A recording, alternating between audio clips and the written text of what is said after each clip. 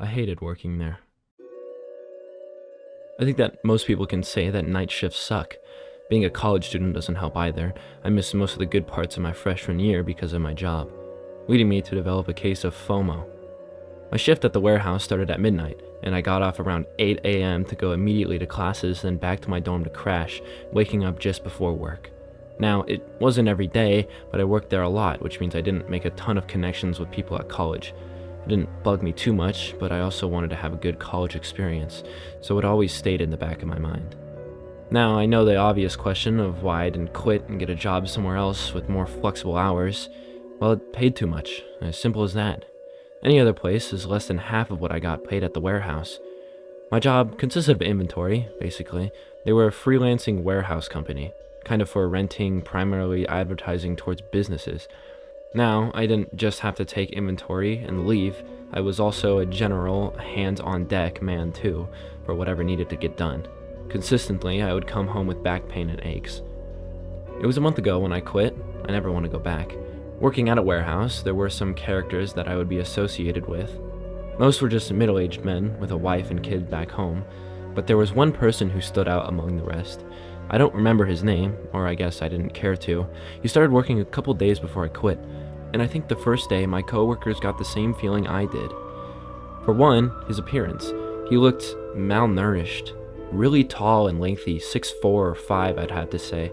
His skin was suction sealed to his facial bones, showing off his cheekbone definition. His skin was the same consistency as your fingers when you swim for more than 2 hours. He didn't give off any smell at all, like not even deodorant or cologne. He could have been anywhere from early 20s to late 40s.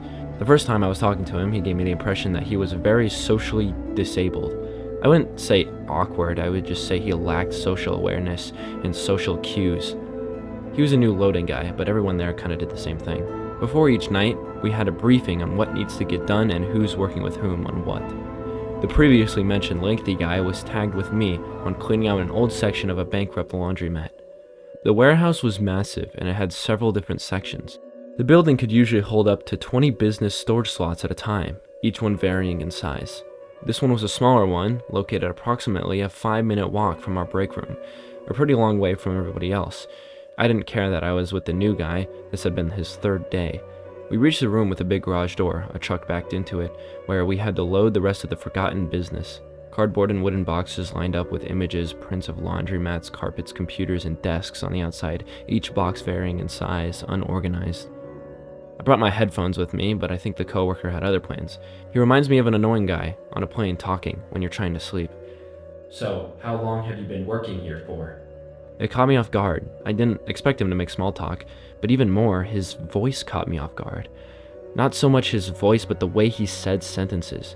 It's like if somebody had read the entire dictionary but didn't know how to spit out a sentence properly. Oh, it's been a couple years for me. I lied.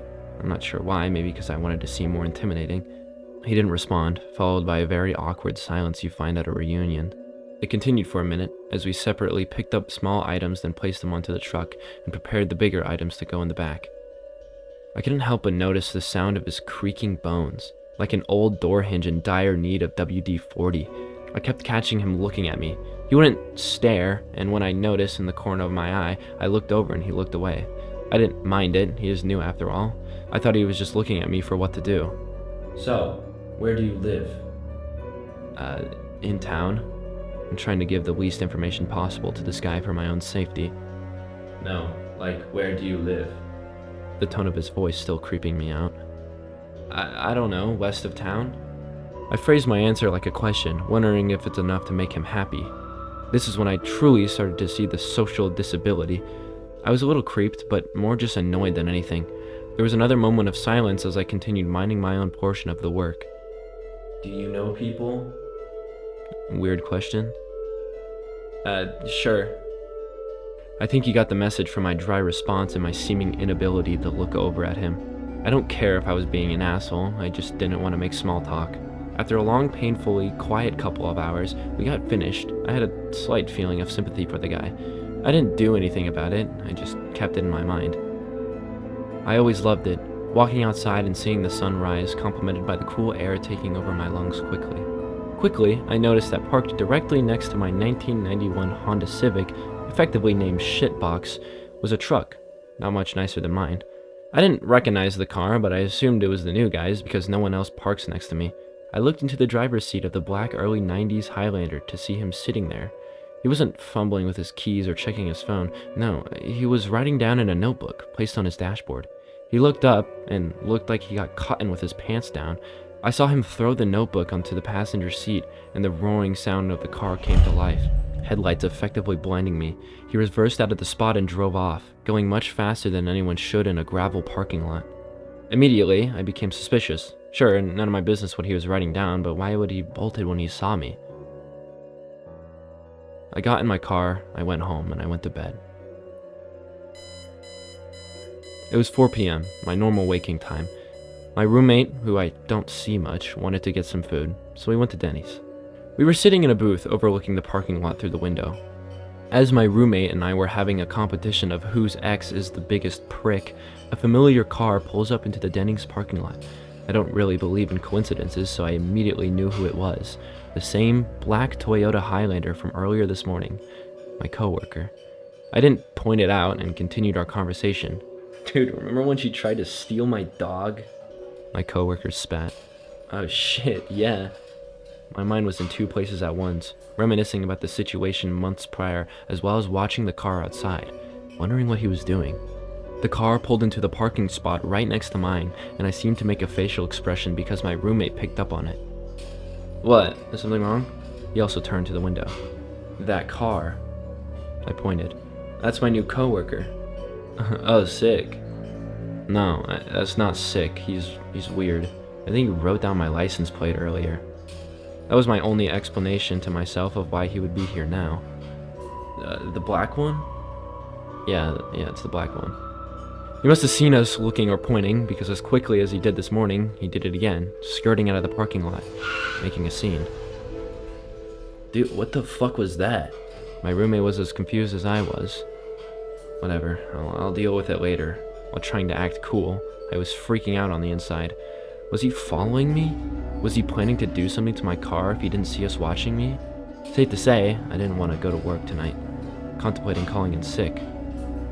It was 10 p.m., 2 hours before I had to clock in, dreading every moment of my existence. Since Denny's, I had kept a small box cutter on me, hoping I didn't have to use it. I tried to call my boss, but it appears I had already enough sick days. Fuck. I pulled into the parking lot and I saw his car from far away in the same parking spot. I had the box cutters in the right pocket of my cargo pants as a sense of false security. My mind was racing. I didn't know how to fight, and he was much taller than me. But I also had to calm myself down and remember that there would be other people there too. I just hoped I wasn't put with him to clear out the laundromat section again. We made some progress, but we still had 3 shelves to go. I walked into the break room filled with small amounts of chatter and stale room temperature coffee. I saw the guy. He was sitting on his phone in the corner. I looked over and saw that we were still working together. My heart sank so far into my chest I felt like I could never get it back out. Midnight hit, and we both made the quiet walk over to the furthest storage unit. We didn't speak, we didn't look at each other, we just walked for the 6 minutes in silence. What terrifies me the most is the entire time he had a grin on his face, which I saw from the corner of my eye. We made it in. I was so alert, keeping tabs on where he was in the storage unit at all times. I think he knew something. He saw me shaking, constantly dropping boxes out of my hand from the moisture on my palms. He started approaching me. Are you okay? He sounded even more robotic than yesterday. Yeah, I'm good. I was so fucked. I was trying to hide the fear, but it seeped through my voice. He stepped closer. Let me help you with that. Instead of picking up the box like I thought he would, he grabbed onto my wrist. His touch was like ice, his hands freezing. Don't fucking touch me! I didn't know what to do. Was I overreacting? I need to get out. He stepped back. I looked at his face, and my heart filled with horror and dread. He didn't react. No, oh, I'm sorry, or oops, my bad. He just stared, like the most uninteresting thing was happening. He wasn't even looking at me, he was just looking head on. I didn't know what to do. I couldn't be in the room with him anymore. I ran to the lockers, I grabbed my shit, and I bolted. I ran into the emergency exit, sounding the alarms in the building. I ran as fast as I could through the parking lot. I heard him running behind me, trying to catch up, but as tall as he was, I was able to outrun him. I got into my car, fumbling with the keys. I was crying. I saw him. He was right there next to the driver's seat window, tapping on the glass. Let me in. He had no emotion. He was a husk. I stepped on the gas so hard that the rocks kicked up behind my back tires on the gravel road. I skidded out of the parking lot and onto the main road, looking back to see if he followed me, banging on the steering wheel and screaming to myself. I'd never been this terrified in my life. I got home, called my boss. I'm done. I didn't go to class for the next few days. All I could do was sit in my bed and effectively overdose myself on melatonin. What would have happened if I didn't run? It was a week later. I saw him again. I was leaving my dorm and looked down to the very end of the hall. It was him. He knows where I live. He didn't move. The same lifeless emotion on his face as earlier. I went back inside and I crumbled to my knees. It's been a week since then. I don't know who else to tell this to, so I'm telling it here. I could call the police, but legally he did nothing wrong. At the best, he could go to jail for stalking, but I don't even know if there'd be enough evidence for that. I heard from one of my coworkers that he got fired. Apparently he had misconduct with another person.